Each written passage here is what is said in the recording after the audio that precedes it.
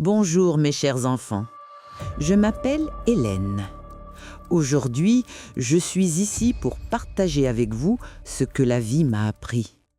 Tantôt la douleur, tantôt l'espérance, mais toujours une leçon, à chaque instant dans cette longue existence. Avec les années, j'ai compris qu'on est le plus blessé par ceux qu'on aime le plus, par ceux à qui l'on accorde toute sa confiance. Et c'est pourtant d'eux qu'on attend la tendresse, la compassion. Mais parfois, les réalités de la vie se dressent devant nous comme un mur impitoyable, bien au-delà de toutes nos attentes. Mon histoire a commencé justement le jour où je me suis heurté à un tel mur. Et ce qui est le plus douloureux, c'est que ceux qui ont bâti ce mur étaient les êtres que j'aimais plus que tout. Mon propre fils, Julien, et la petite famille qu'il avait fondée. Aujourd'hui, je vais vous raconter ce jour où la famille de mon fils a refusé de m'accueillir chez eux, où l'on m'a laissé sur le pas de leur porte. Et avec cet épisode, comment j'ai appris la plus grande leçon de ma vie. Respirez profondément, mes enfants, car cette histoire réchauffera vos cœurs autant qu'elle leur infligera une douce douleur. J'ai toujours été une femme qui aimait vivre seule, fière de marcher sur ses propres jambes. J'ai perdu mon mari très jeune et j'ai élevé mon unique fils, Julien, à la sueur de mon front, en lui offrant chaque bouchée gagnée honnêtement.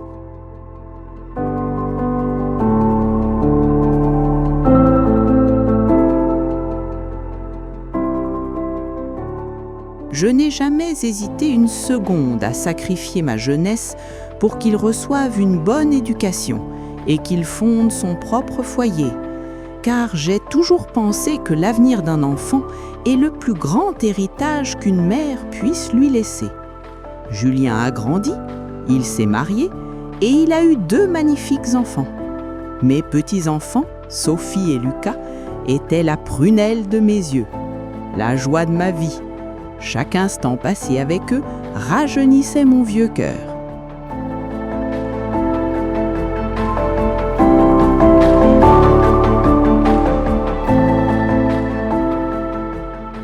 Avec le temps pourtant, seule dans cette maison où j'avais toujours vécu, j'ai commencé à rencontrer des difficultés.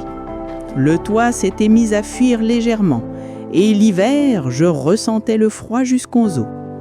Je ne suis pas du genre à me laisser abattre, mais la fatigue et la fragilité qu'apporte l'âge finissent parfois par peser même sur les épaules les plus fortes.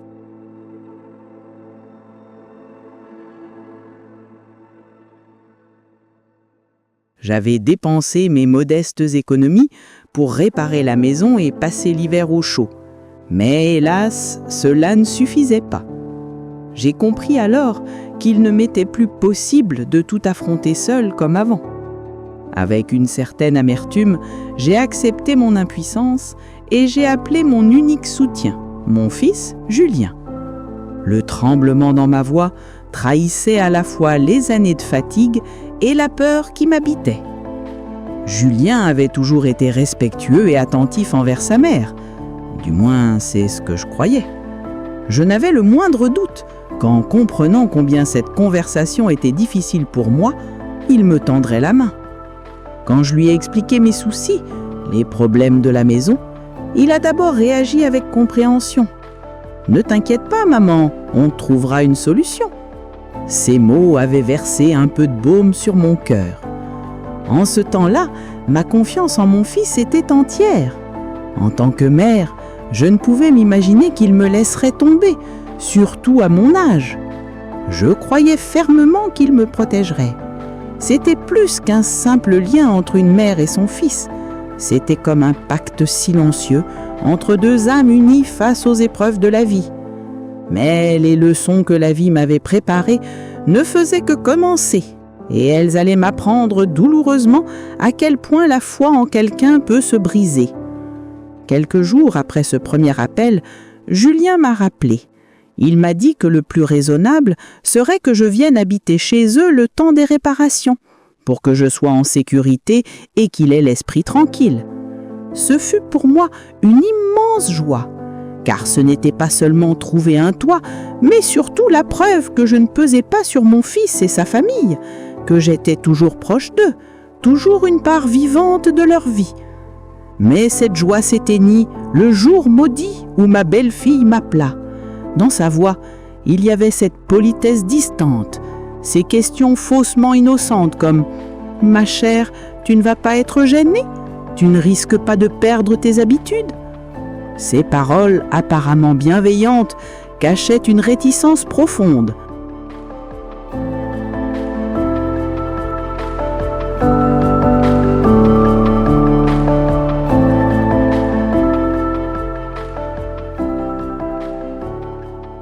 Elles ont semé en moi une graine de doute douloureuse.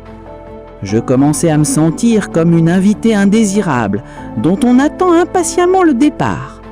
Pourtant, j'ai chassé ces sombres pensées en me disant que j'exagérais sans doute.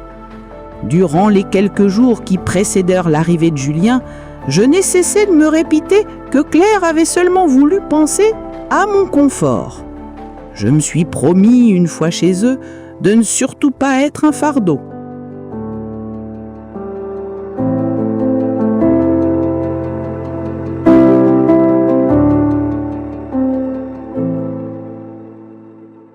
Mais en contraire d'apporter mon aide, je m'occuperai de la cuisine, je jouerai avec mes petits-enfants, et quand Julien rentrerait fatigué du travail, je lui servirai une soupe bien chaude, car j'étais une mère, et la place d'une mère est de réchauffer le foyer de ses enfants.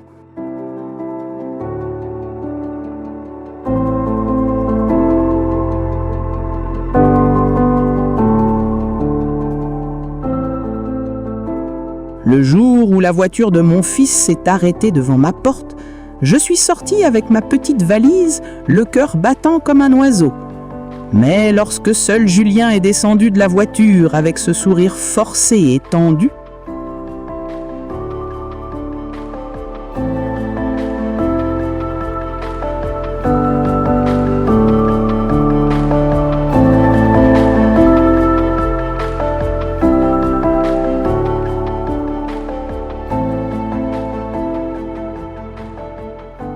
toute ma joie s'est glacée en une peur sourde.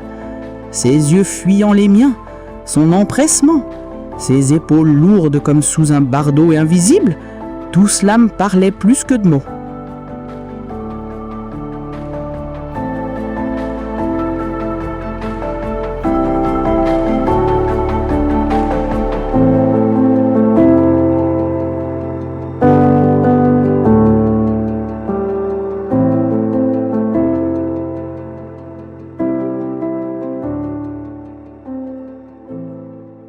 J'ai compris alors que ce qui m'attendait n'était pas un accueil chaleureux, mais une tempête glaciale.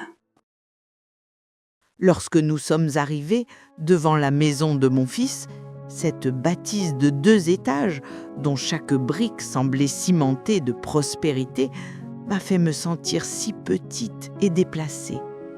À côté de mon vieux logis chaleureux, où chaque recoin portait mes souvenirs, cette demeure paraissait un palais sans âme, où ne résonnaient pas les rires, mais seulement des échos. À cet instant, j'ai compris que ce qui fait d'une maison un foyer, ce n'est pas la hauteur de ses murs, mais la proximité des cœurs qui y vivent. Quand ma belle-fille Claire a ouvert la porte, son sourire figé, qui ne montait jamais jusqu'à ses yeux, m'a semblé durer une éternité.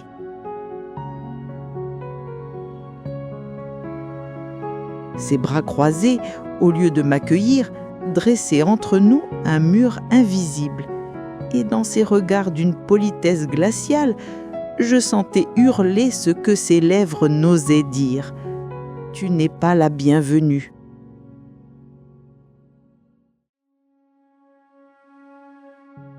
D'une voix douce mais empoisonnée, Claire a aligné les arguments. La maison est en réalité trop petite, les chambres des enfants suffisent à peine pour eux, le bruit risquerait de me déranger à mon âge, et pour mon confort, il serait sans doute plus raisonnable de me loger dans une petite pension tout près. Chaque phrase tombait dans mon cœur comme un éclat de verre. Ces prétextes étaient en vérité l'annonce voilée qu'ils ne me voulaient pas une seule journée sous leur toit. Le coup le plus dur de ma vie, je l'ai reçu en voyant mon fils Julien, l'être pour qui j'avais tout sacrifié, rester là, tête baissée, sans dire un mot, sans faire le moindre geste pour défendre sa mère. Son silence blessait plus que 1000 mots de Claire. Il était la preuve cruelle qu'il avait choisi le camp de sa femme plutôt que celui de celle qui l'avait mis au monde. À ce moment précis, dans ce vestibule glacé, avec ma petite valise posée à côté de moi, j'ai compris que l'on reçoit ses coups les plus violents en regardant s'effondrer les montagnes auxquelles on s'appuyait. Ce jour-là, ce n'est pas seulement la porte d'une maison qui s'est fermée sur moi, mais aussi celle de ma confiance inébranlable en mon fils et celle du rêve d'appartenir à une famille.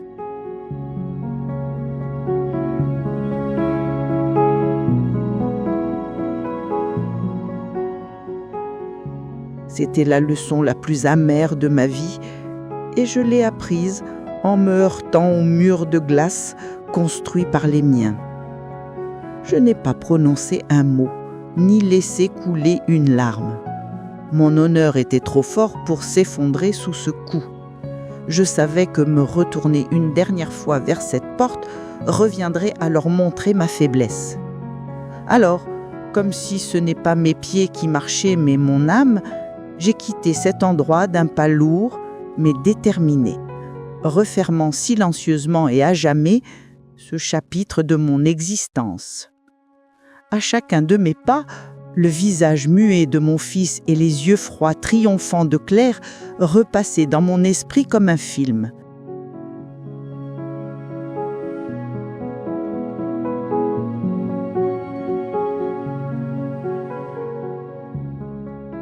Autour de moi, le bruit du monde, rire d'enfants, klaxons, n'était plus qu'un bourdonnement vide, car j'étais enfoui sous les décombres d'un chagrin si profond que tout le reste rebondissait contre les parois de ce puits sans fond qu'était ma solitude.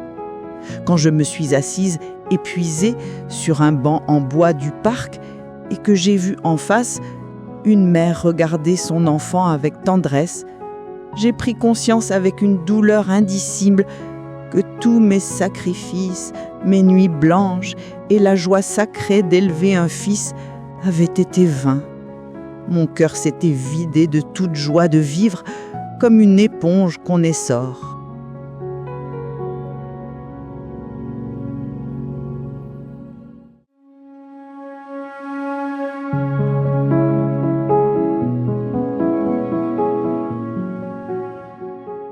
J'ai compris alors que, quoi que l'on donne, l'autre ne peut recevoir qu'à la mesure de sa propre conscience.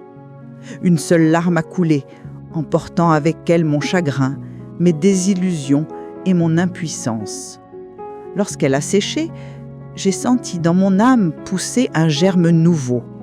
Je n'avais plus besoin ni de l'amour de Julien, ni de la compassion de Claire.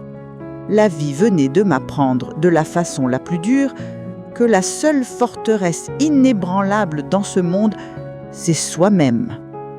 Et moi, Hélène, je trouverai désormais la force de me relever seule des ruines de mes murs effondrés. Quand je me suis levée, ignorant où j'irais ni ce que le lendemain me réserverait, j'étais sûre d'une chose, je ne rentrerai pas, vaincue, dans ma vieille maison au toit qui fuyait. Je devais trouver un refuge où me tenir debout par moi-même. Ce soir-là, une simple chambre dans un hôtel modeste valait pour moi plus qu'un palais 5 étoiles, car c'était la première étape de ma renaissance, de ma liberté et de cette nouvelle vie où je ne devrais rien à personne. en franchissant le seuil de ce petit hôtel modeste, au milieu de visages inconnus qui ne connaissaient ni mon nom, ni mon histoire, j'ai ressenti une anonymat indescriptible qui allégeait soudainement le poids sur mes épaules. Pour la première fois de ma vie, je n'étais ni la fille de quelqu'un, ni l'épouse de quelqu'un, ni la mère de quelqu'un, ni la belle-mère indésirable. J'étais simplement Hélène, avançant pour moi-même, sans devoir d'explication à personne. Cette amertume avait un goût d'une liberté nouvelle. Quand j'ai refermé la porte de ma chambre derrière moi et que je me suis retrouvée dans ce silence, ces murs blancs immaculés, ce lit propre et ces meubles simples m'ont paru être un refuge longtemps attendu, m'offrant la clarté mentale dont j'étais en manque depuis des années.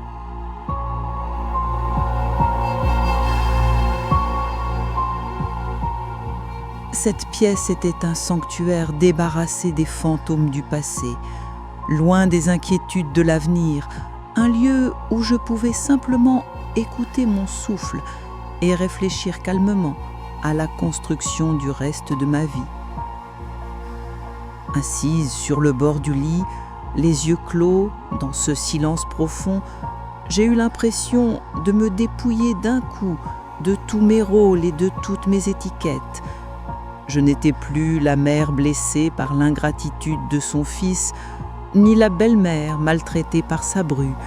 J'étais juste une femme fatiguée qui avait compris qu'à présent, elle devait marcher seule sur la suite du chemin et accepter cette vérité dans toute sa nudité.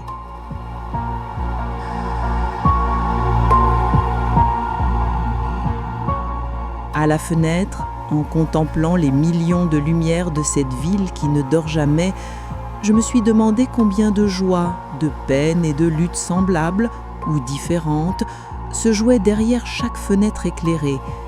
Et j'ai compris que mon chagrin n'était qu'une minuscule poussière dans l'immensité de l'univers. Cette prise de conscience ne diminuait pas ma douleur, mais elle m'offrait un autre regard. Elle cessait d'être une tragédie personnelle pour devenir une part inévitable de la vie.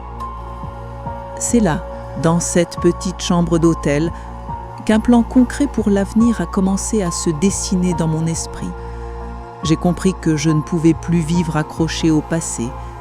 Il ne me restait qu'une issue, vendre cette maison au toit qui fuit, ce lieu où les souvenirs me poignarderaient chaque jour un peu plus, quitter cette ville, ses attaches, et bâtir une vie nouvelle où personne ne me retrouverait.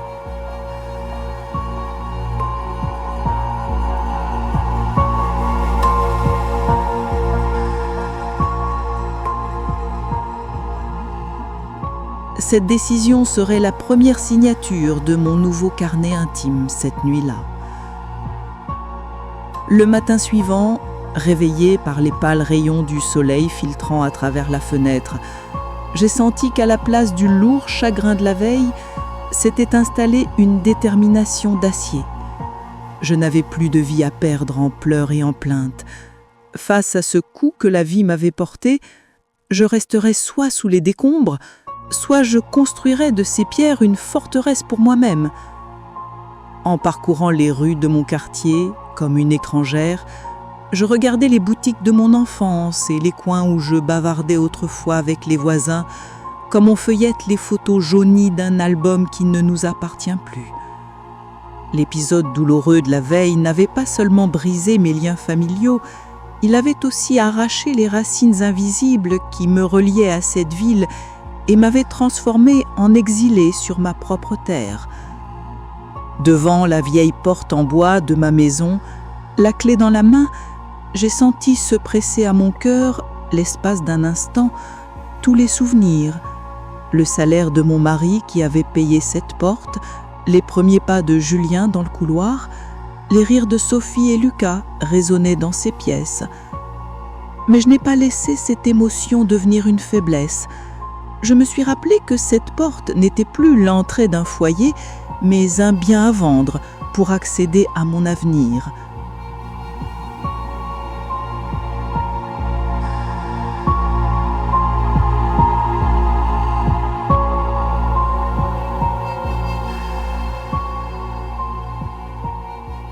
À l'intérieur, l'odeur familière, les meubles silencieux et la vie incrustée dans les murs tentaient de me ramener dans ces bras du passé devenus toxiques.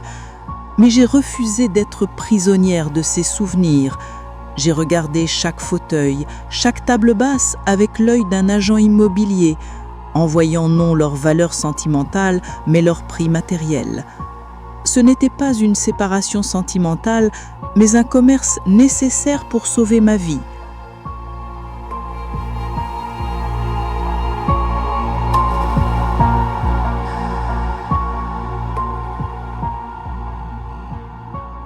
Et à ce moment-là, quand j'ai décroché sans hésitation l'un de mes cadres préférés, une photo de ce moment heureux avec mon fils, j'ai su que ce geste ne consistait pas seulement à retirer une image du mur, c'était l'annonce qu'il était temps de mettre de côté cet amour maternel à sens unique qui pesait sur mon cœur.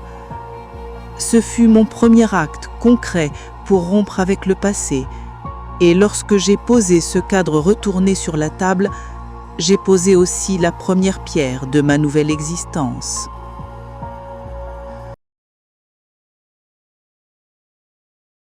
La première chose que j'ai faite, ce fut de prendre mon vieux carnet d'adresses et de chercher le numéro d'un agent immobilier qui n'avait aucun lien avec ce quartier, ni avec mon passé. Quelqu'un qui ferait simplement son travail de manière professionnelle. Je ne voulais pas que ce processus soit dilué par des recommandations de voisins ou des faveurs d'amis, ni qu'on me pose des questions indiscrètes du genre « Mais pourquoi vendez-vous, Madame Hélène ?» C'était ma décision et elle devait être tranchante et nette comme le scalpel d'un chirurgien. Chaque pression sur les touches du téléphone était comme un coup de masse porté à mon passé. Et quand j'ai porté le combiné à mon oreille et entendu cette voix neutre, j'ai compris que la décision que je prenais m'emmenait vers un carrefour sans retour. Avec cet appel, je ne mettais pas seulement en vente une maison, mais tous les souvenirs accumulés, toute la vie imprégnée dans ces murs et surtout ce dernier espoir qu'un jour mon fils Julien regretterait et franchirait à nouveau cette porte.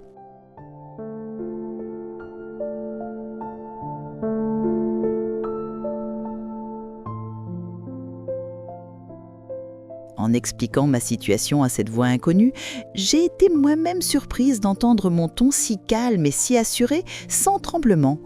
Comme si j'avais attendu ce moment depuis toujours, j'ai énuméré les caractéristiques de la maison, son emplacement, mon souhait de la vendre rapidement, comme une négociatrice aguerrie. C'est là que j'ai compris. Lorsqu'on se relève des décombres, on continue avec une carapace plus solide et plus incassable qu'avant. Quand j'ai reposé le combiné et entendu ce clic, le silence profond de la maison m'a submergé un instant et mon cœur s'est serré devant l'ampleur de ce pas.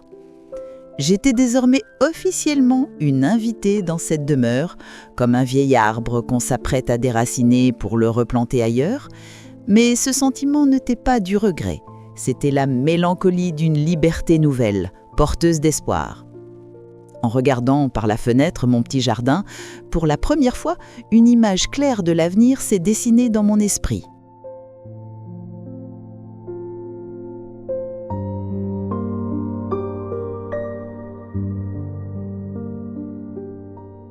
Peut-être sur la côte provençale, dans une petite maison blanchie à la chaux près de la mer, avec un jardin où je pourrais cultiver mes géraniums et me réveiller chaque matin à l'odeur d'iode.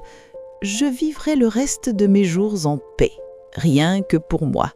Cette pensée est devenue la branche d'espérance la plus solide à laquelle je me suis accrochée.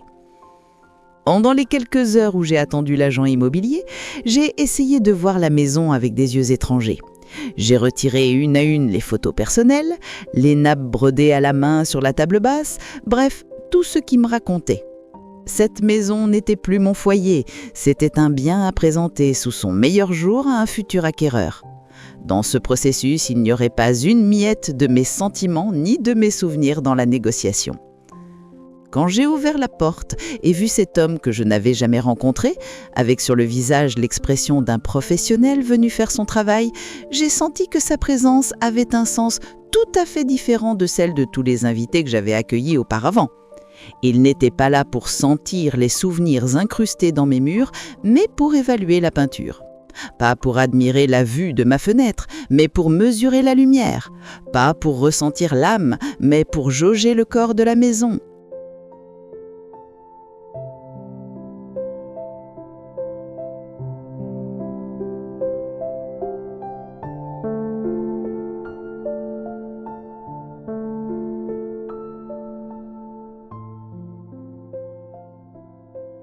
En le guidant de pièce en pièce, j'ai entendu ma chambre d'enfant devenir une chambre pratique, le balcon préféré de mon mari devenir un espace à fermer et à valoriser. J'ai perçu avec douleur comment ces lieux sacrés, témoins d'une vie entière, se transformaient dans la bouche d'un étranger en simples termes immobiliers.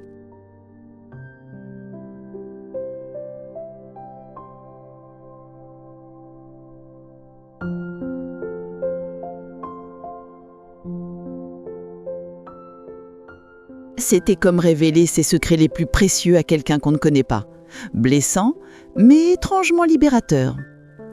Quand tout l'examen fut terminé et que nous nous sommes assis à la table de ma cuisine, il a prononcé un chiffre. Cette somme n'était pas seulement la valeur de cette vieille maison, c'était aussi la preuve tangible que mon rêve d'une petite maison blanche au bord de la mer, ma liberté future et mon autonomie étaient à portée de main. J'ai compris à cet instant que tout ce que j'avais perdu jusqu'à maintenant n'était que le prix de la liberté que j'étais en train de gagner. Lorsque cet homme est parti avec sa mallette et les papiers signés, et que je suis restée seule, brandissant cette barche froide où s'étalait en lettres rouges « à vendre », j'ai senti jusqu'à la dernière fibre que je venais d'entrer dans un chemin sans retour. Cette pancarte n'annonçait pas seulement que ma maison était en vente, elle proclamait aussi que l'ancienne vie d'Hélène était dissoute.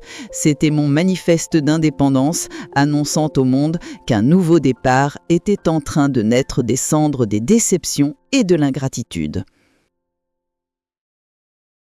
Le morceau de simple bâche que je tenais entre mes mains me paraissait l'un des fardeaux les plus lourds de mon existence. Car ce seul mot, inscrit dessus, n'annonçait pas seulement la vente de 4 murs, mais signifiait que les souvenirs d'une vie entière, les sacrifices d'une mère et tout mon passé enraciné dans ce quartier avaient désormais un prix sur le marché et serait irrévocablement cédé.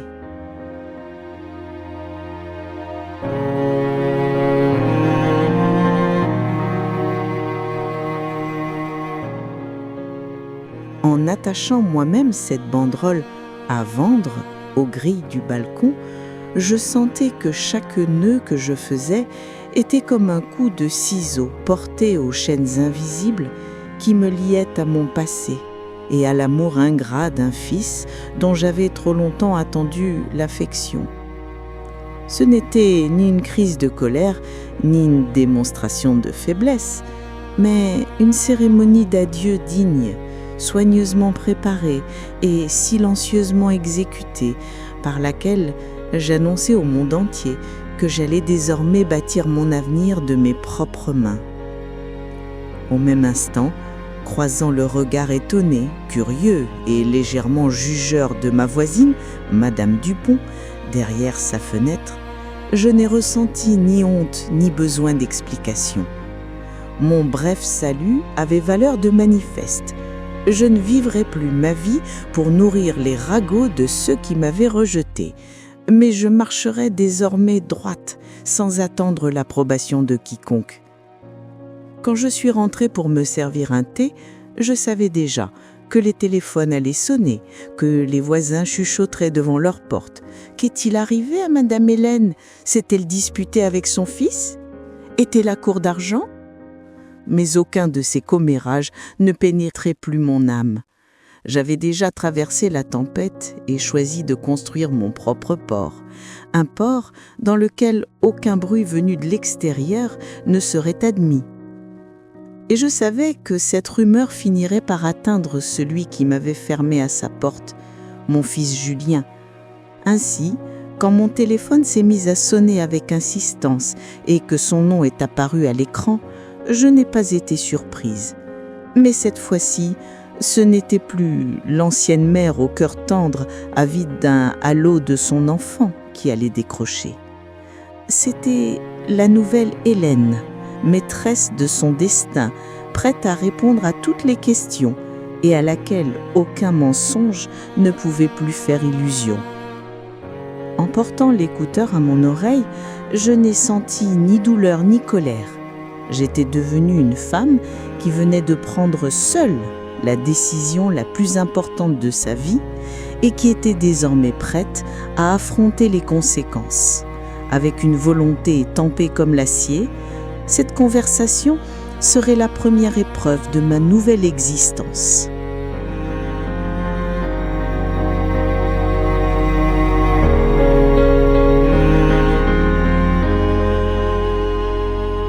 En entendant la voix paniquée et furieuse de Julien s'écrier « Maman, qu'est-ce que cela signifie ? Tout le quartier m'appelle, tu nous couvres de honte, enlève cette pancarte immédiatement !» J'ai compris, avec une clarté douloureuse, que son inquiétude ne portait nullement sur ce que je deviendrais ou où je vivrais, mais uniquement sur sa réputation et son confort perturbé. La vérité m'a frappé une fois de plus. Il ne s'inquiétait jamais pour moi, seulement pour lui-même. Quand sa tirade s'est achevée et que ce fut à moi de parler, ma voix, sans trembler, a répondu comme à un étranger. « Je vends ma maison, Julien. C'est ma décision et cela ne te regarde pas. » Mon calme et ma netteté, en coupant d'un trait ce lien affectif qui lui servait d'arme, ont transformé sa colère en stupeur et en impuissance. Comme prévu, son ton s'est mué en inquiétude. « Mais où vas-tu aller ? Que vas-tu faire de l'argent ? Cette maison m'appartient un peu aussi. » Ces paroles m'ont révélé, une ultime fois et de la manière la plus cruelle, qu'aux yeux de ce fils pour lequel j'avais tout sacrifié, je n'étais plus une mère, mais seulement la gardienne provisoire d'un héritage à venir. Je n'ai pas laissé ces protestations s'éterniser. Ce sont mes affaires désormais, Julien. Prends soin de toi. Et j'ai dit avant de raccrocher. À cet instant, j'ai senti s'envoler le lourd fardeau d'ingratitude et de désillusion que je portais depuis tant d'années. Le silence qui s'est répandu dans la maison n'était plus celui de la solitude, mais la mélodie inaugurale d'une vie nouvelle et libre, une vie dont moi seule tracerai désormais les frontières. Le lendemain matin de cet appel, lorsque je me suis réveillée, le profond silence de la maison n'était plus une solitude oppressante, mais une mélodie apaisante qui reposait mon âme et me permettait d'entendre enfin mes propres pensées. Car en raccrochant la veille, je n'avais pas seulement fait taire la voix d'un fils ingrat, mais aussi le vacarme de toutes ces attentes, de toutes ces déceptions et de toutes ces agitations absurdes que je portais sur mes épaules depuis tant d'années. En ouvrant ce vieux coffre à souvenirs que je n'avais pas touché depuis des décennies, et en prenant dans mes mains le premier gilet de bébé de Julien, j'ai senti qu'à la place de la douleur habituelle, naissait une émotion différente.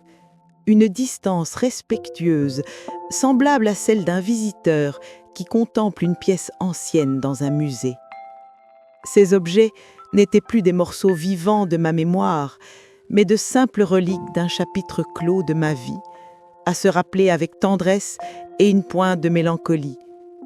Ce jour-là, j'ai commencé à diviser ma maison, mes souvenirs et ma longue existence en 3 catégories. Ceux qui étaient assez précieux pour m'accompagner, ceux qui pouvaient encore être utiles à d'autres, et ceux qui n'avaient plus sa place dans ma vie et devaient être jetés.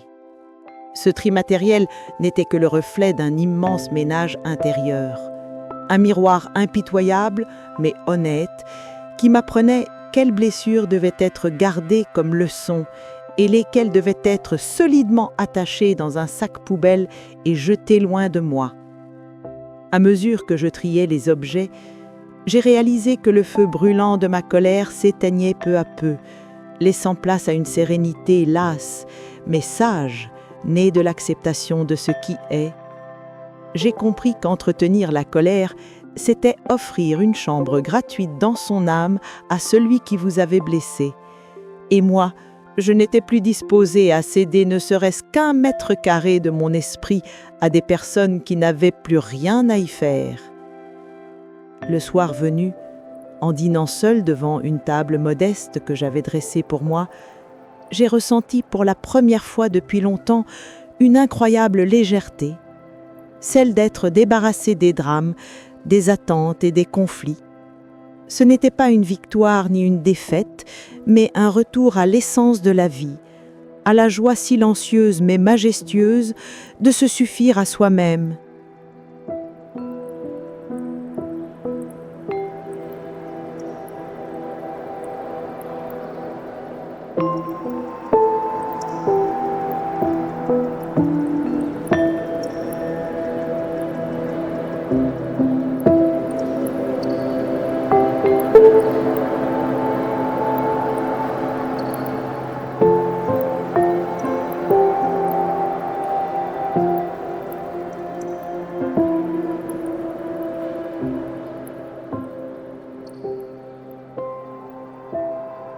Et ce bonheur valait bien plus que mon rêve de maison en Provence. Il était plus précieux, plus réel.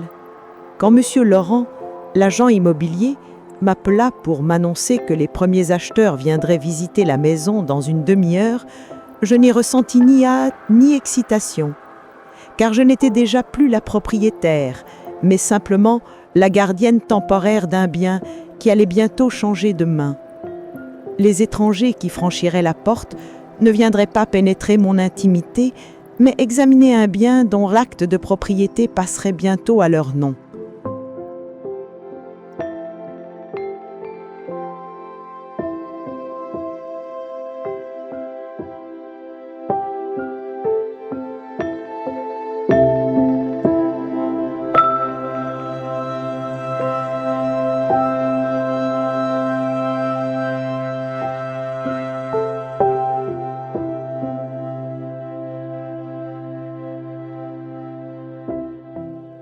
En ouvrant la porte à ce jeune couple et à leur enfant aux yeux pleins d'espoir, j'ai eu l'impression de revenir des années en arrière, au jour où mon mari et moi avions franchi pour la première fois le seuil de cette maison.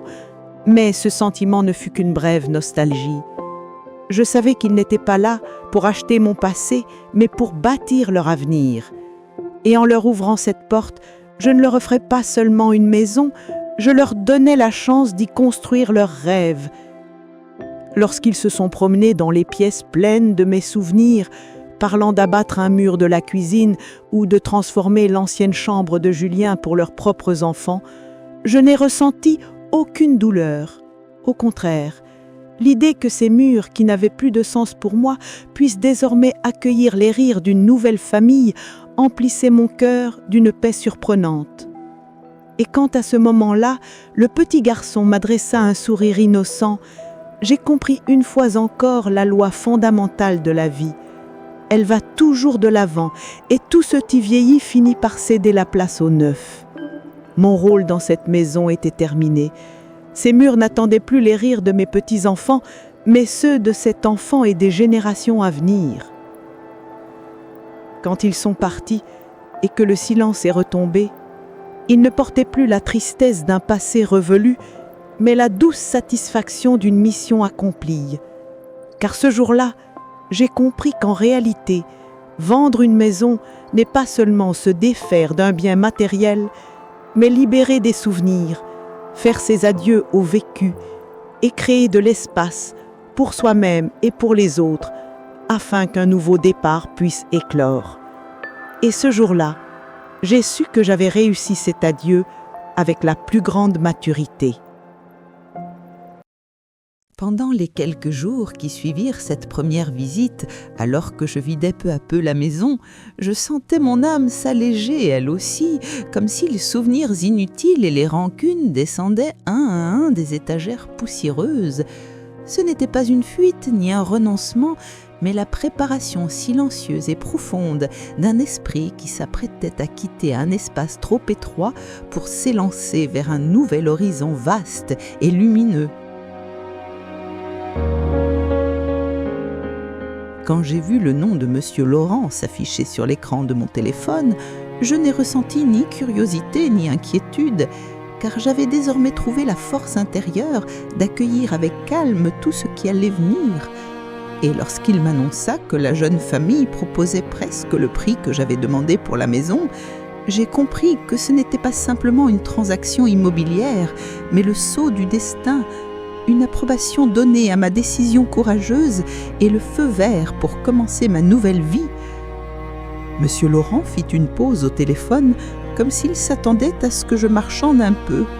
Mais sans la moindre hésitation, d'une voix claire et ferme, je répondis « J'accepte leur offre, Monsieur Laurent, lancez la procédure. » Car ce qui comptait pour moi, ce n'était pas de gagner quelques centaines d'euros de plus, mais de briser au plus vite les chaînes du passé et de faire le premier pas vers ce futur paisible dont je rêvais. Et ce prix-là n'avait aucune équivalence en argent.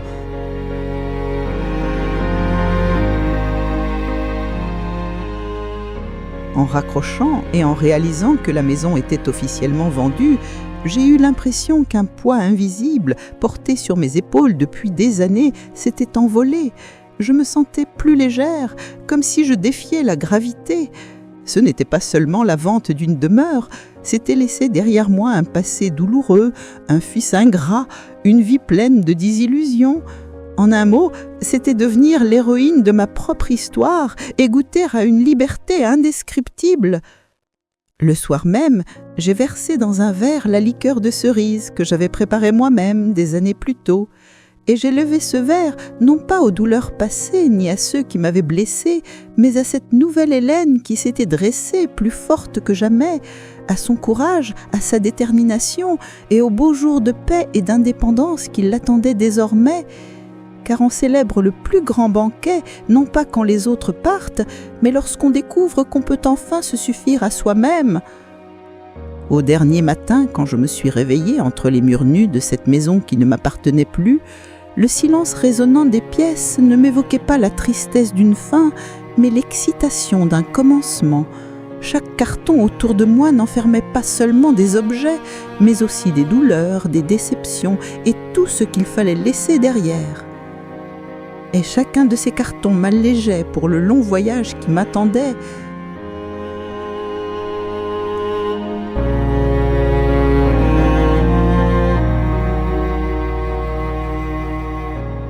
Quand le camion de déménagement apparut au bout de la ruelle et que les hommes commencèrent à emporter pièce par pièce les meubles chargés de souvenirs, je les regardais comme une spectatrice assistant au démontage d'un décor de cinéma. C'est alors que je compris. Nous ne sommes que des voyageurs de passage dans cette vie, et les maisons que nous appelons chez nous ne sont que des haltes temporaires où nous accrochons nos souvenirs jusqu'à l'arrivée du prochain occupant. Et juste quand je pensais que tout était terminé, j'ai vu Julien surgir précipitamment de sa voiture, le visage presque paniqué, observant la scène avec l'effroi de quelqu'un qui se réveille en plein cauchemar. Mais en moi, ni colère ni pitié ne se levèrent. Seulement la constatation calme et distante qu'il était pathétique de voir un homme confronté aux ruines d'une vie qu'il avait lui-même détruite.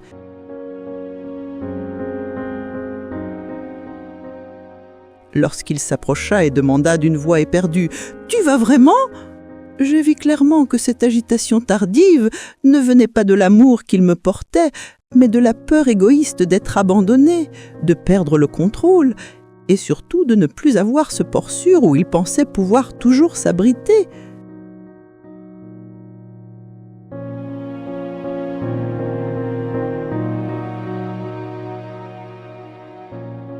Cette vérité confirmait encore une fois que ma décision était la bonne. Je ne répondis pas.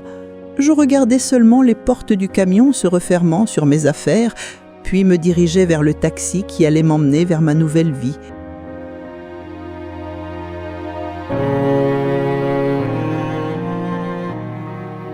Et en me retournant une dernière fois vers cet homme stupéfait et impuissant, je me contentais de dire « Adieu, mon fils. Ce n'était pas ni un pardon ni un reproche, simplement la déclaration que nos chemins se séparaient à jamais et que pour écrire ma propre histoire, je quittais sa sienne comme une figurante qui sort en silence de la scène. À travers la vitre arrière du taxi, la silhouette de mon fils restait seule sur le trottoir, tout comme le quartier que je venais de quitter se dissolvait derrière les gouttes de pluie comme une buée qui s'efface. Je n'ai ressenti ni regret ni douleur. J'avais simplement la certitude de refermer la dernière page du livre auquel j'avais consacré toute une vie et de m'avancer vers la première page blanche d'un cahier qui ne porterait désormais que mon nom. Dans le hall bondé de la gare routière, au milieu du flot humain et du bourdonnement incessant, je me suis arrêtée un instant. Cette sensation d'anonymat dans un lieu où personne ne me connaissait et où nul ne savait mon histoire m'a donné un sentiment de liberté que je n'avais plus éprouvé depuis des années.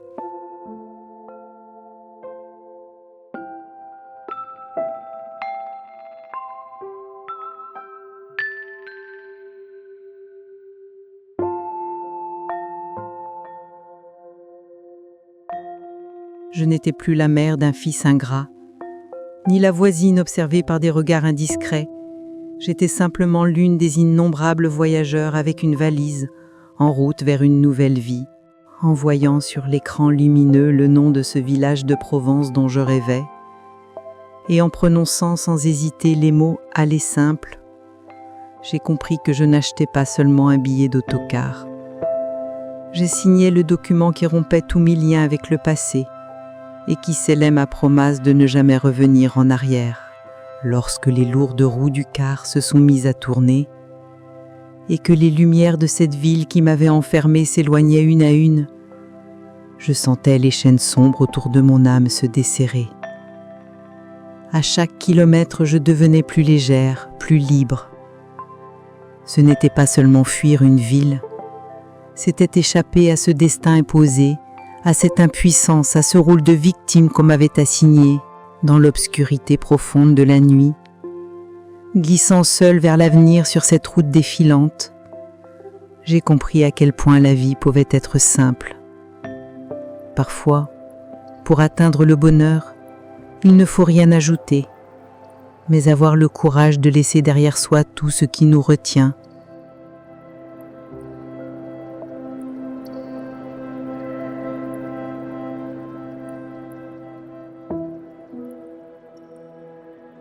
Cette nuit-là, même en abandonnant un champ de ruines, j'étais sûre pour la première fois d'aller dans la bonne direction, vers cette aurore lumineuse où le soleil se lèverait, quand la nuit bleu marine céda la place aux premiers rayons timides du soleil se reflétant sur la mer, et que l'orange et le rose baignaient le ciel comme la palette d'un artiste. Je savais que je ne regardais pas seulement un lever de jour, j'assistais aussi à ma propre renaissance, à l'éponge lumineuse et plume d'espoir passée sur tout mon sombre passé. En descendant du car et en inspirant cette première bouffée d'air, je sentis entrer dans mes poumons bien plus que de l'oxygène, le sel de la mer, la résine des pins et le souffle sucré des bougainvilliers. C'était un élixir magique qui arrachait en un instant l'air vicié et moisi accumulé dans mon âme et me rendait à la vie. Des années après, pour la première fois, j'ai croisé dans les yeux d'un inconnu non plus ce regard méfiant et jugeant des grandes villes, mais un sourire franc, nourri de soleil et de mer. Et j'ai compris que j'étais au bon endroit. La phrase simple et chaleureuse du chauffeur provençal « Bienvenue, madame, je vous conduis au plus bel endroit » me donna d'un coup la chaleur que je n'avais jamais ressentie dans la maison froide de mon fils. En traversant les ruelles pavées, en voyant ces maisons blanches, ces géraniums aux fenêtres et ces bougainvilliers violettes et roses, j'avais l'impression que mon monde intérieur était devenu réel.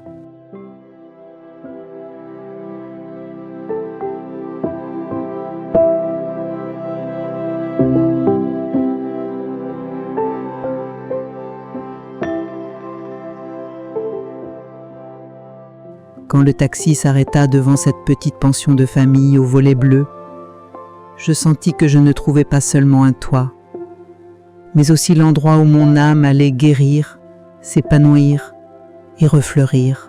Sous mes pieds, le sable tiède, et dans mes oreilles, le murmure apaisant des vagues me disait que toutes mes douleurs et toutes mes larmes n'avaient pas été vaines.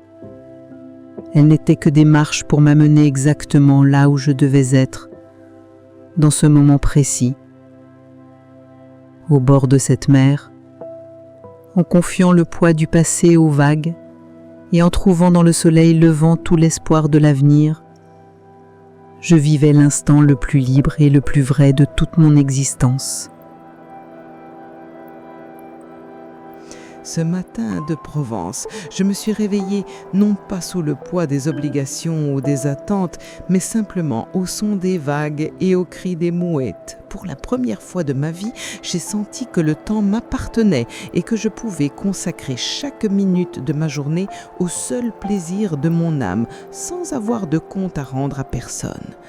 C'était une richesse inestimable qu'aucune somme d'argent ne pourrait acheter.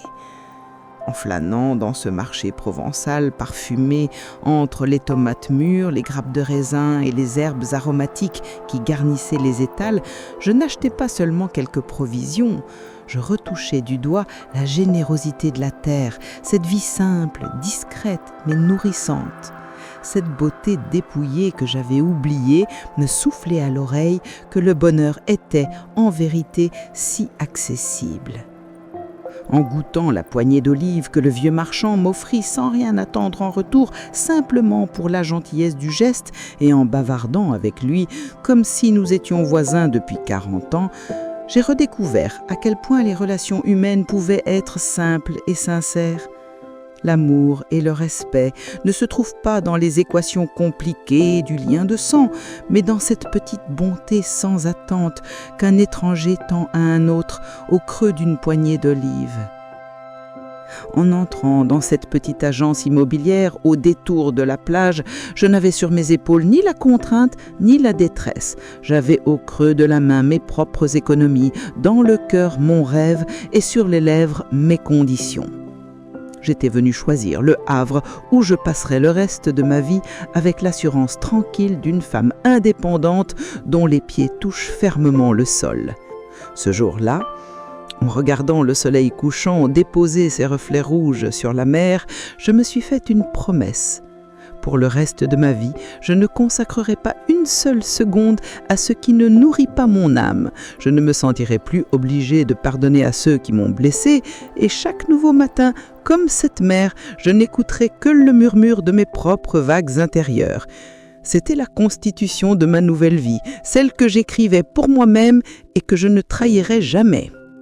Assise dans l'agence, décrivant à la femme rassurante qui me faisait face la maison que je cherchais, je ne lui parlais ni de mètres carrés ni de nombre de pièces, mais de la paix que mon âme désirait, de la lumière du matin que je voulais voir filtrer par mes fenêtres et de cette terre fertile que je rêvais de toucher de mes mains. Je savais que ce qui rend heureux, ce n'est pas l'ampleur des murs, mais l'espace que respire l'âme à l'intérieur. Les premières maisons que nous avons visitées, bien que belles et pratiques, ne parlaient pas à mon cœur. Elles ne me donnaient pas ce sentiment « c'est ici » que j'attendais. J'ai donc refusé de me précipiter dans un lieu qui étranglerait mon âme juste pour m'installer plus vite. La vie m'avait appris douloureusement que la plus grande erreur est de vouloir appeler maison un endroit qui ne nous appartient pas vraiment.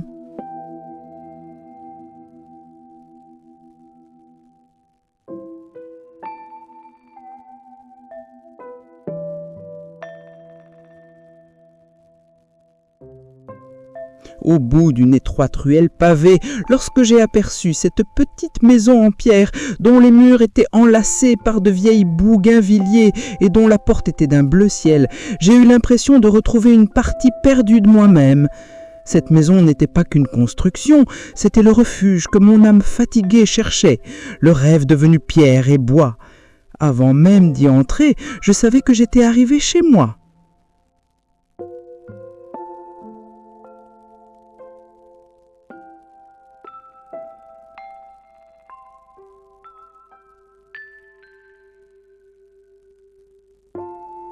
en posant le pied à l'intérieur lorsque la généreuse lumière du soleil entra par les fenêtres et que l'odeur du thym et du jardin m'enveloppa, j'ai entendu dans le silence des pièces vides mes rires de demain, la vapeur apaisante d'été qui infuserait et le calme des livres que je lirais assise près de la fenêtre. Ce n'était pas une maison vide, c'était une vie pleine qui m'attendait d'être vécue.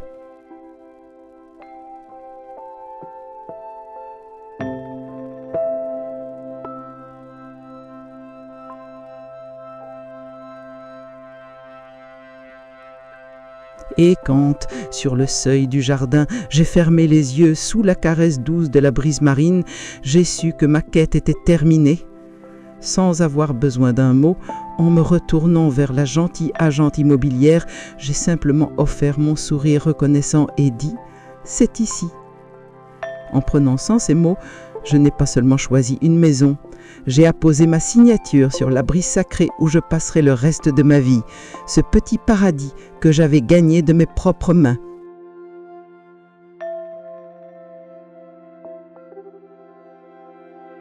Quand j'ai vu entrer par la porte lumineuse de ma nouvelle maison ces quelques meubles soigneusement choisis, j'ai compris qu'il ne s'agissait pas seulement de mobilier. Avec eux, c'étaient aussi les rares beaux souvenirs de mon passé, ceux qui méritaient d'être portés dans l'avenir, qui franchissaient le seuil. C'était l'instant où le passé et le futur se prenaient dans les bras, où l'ancien et le nouveau se réconciliaient, le moment le plus entier de mon histoire. Avant même d'avoir installé quoi que ce soit, j'ai préparé de mes propres mains un café turc, ce parfum familier emplissant aussitôt ces murs étrangers d'une chaleur de foyer, d'un souffle de vie.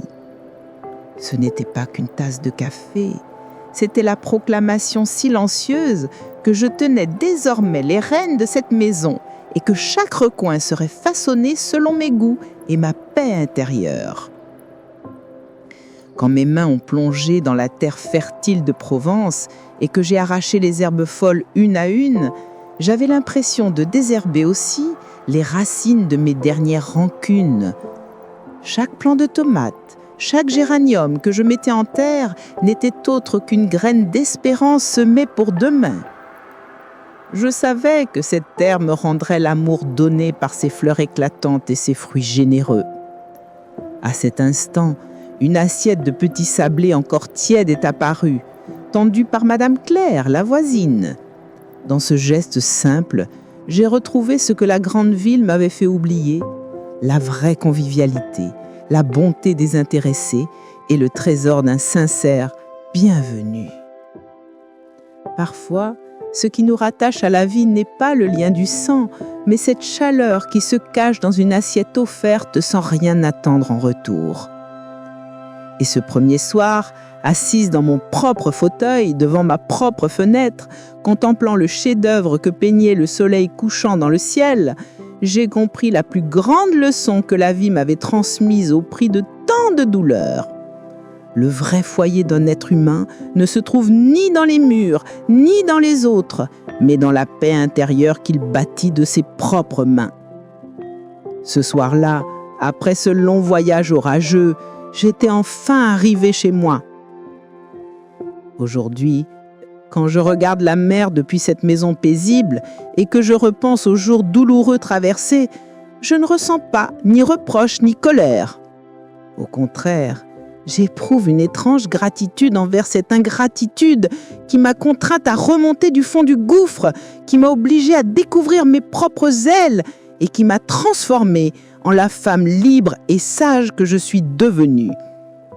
Car parfois, les plus grands cadeaux se présentent dans les emballages les plus cruels. Si vous me demandez si j'ai pardonné à mon fils, ma réponse ne serait ni oui ni non. J'ai atteint un port bien plus lointain que le pardon ou la haine, celui de l'indifférence. Lui et sa famille ne sont plus pour moi que des étrangers, partie de ma vie. Je ne nourris ni rancune ni amour. Je leur souhaite simplement le meilleur sur leur chemin, tandis que dans mon cœur, la seule place désormais est réservée à la paix. Ce long voyage m'a enseigné qu'un vrai foyer n'est ni la maison où l'on est né, ni le bras d'un époux, ni même la proximité d'un enfant. La seule citadelle inébranlable est cette paix intérieure que l'on bâtit soi-même, sans dépendre de l'amour ni de la pitié des autres, mais avec son courage, sa dignité et ses propres décisions. Et quand vous trouvez cette paix, peu importe où vous êtes dans le monde, vous êtes arrivé chez vous.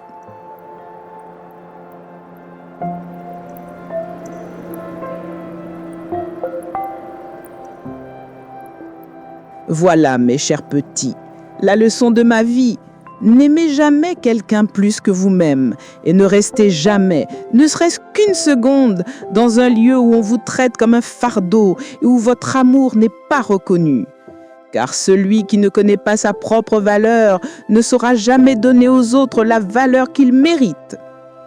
Parfois, la chose la plus juste est de tout laisser derrière soi et d'avoir le courage de partir seul sur un nouveau chemin. N'oubliez jamais, même après la nuit la plus ambre, le soleil finit toujours par se lever.